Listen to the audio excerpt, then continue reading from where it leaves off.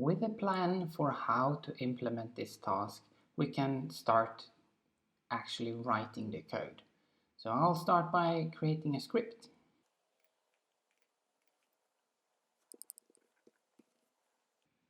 And as we can see here, we're going to have a main function. So I'm going to start by adding that. With that out of the way, we can start looking at our actual plan for how to solve it. And we say here that we're going to start by reading a value. So let's do that.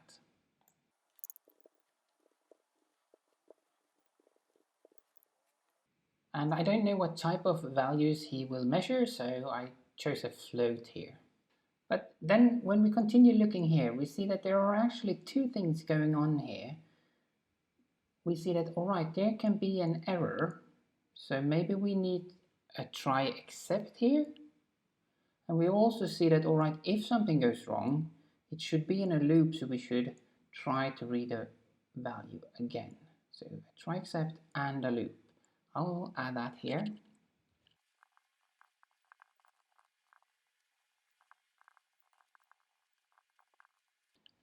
So if we take a look here, we said that, all right, maybe something goes wrong when we read it. Maybe if the gloves are on, we mistype, so we need to check that with a try except. So we try to read the value. If something goes wrong, we print an error message, and then we go back and try again, because we are in a loop here. But how does the loop work? Well, we declare a variable valid input and set it to false to begin with. And then we say in our while loop, while it's not a valid input, then we continue in the loop.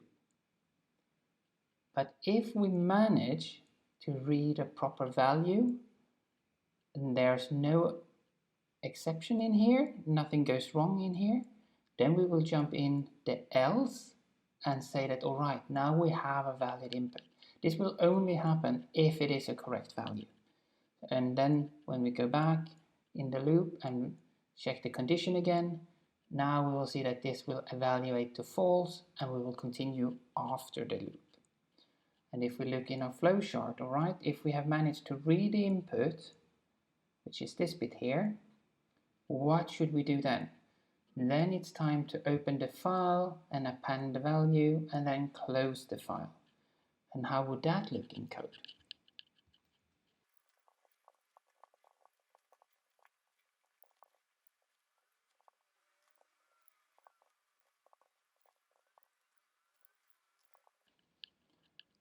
Okay, so after the loop, what should we do?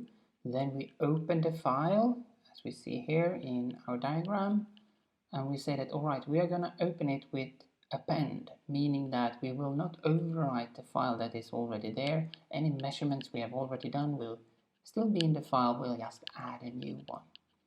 After that, we write our measurement to the file.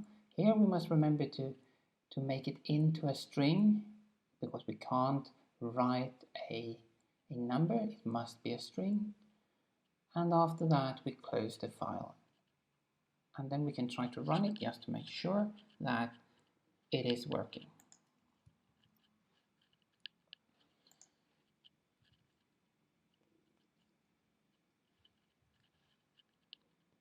We see, all right, if we didn't mistype, it seems to be working. We didn't get any errors. Let's try and run it again and write something funny. So maybe I start writing here, but then I accidentally write an E. Or we see here, all right, we got our error message, and then we type it correctly, and then it's saved to the file. If we want to validate that it is actually saved to the file, what we can do is we can manually open the file and check it to see that the values that we have given is actually stored in the file. So from this, what can we take with us for the future? I think one thing here, besides the actual file handling, is how to write the loop. So we see here, if we name the variables reasonable, then we can see when we write the code, it makes sense just reading the code. What is going to happen here? How long are we going to stay in the loop? We're going to stay there as long as the input is not valid. So that is something I think we should take with us. But of course also remember how to handle files, to write to them, and in other cases how to read from them. But in this case, we write to the file.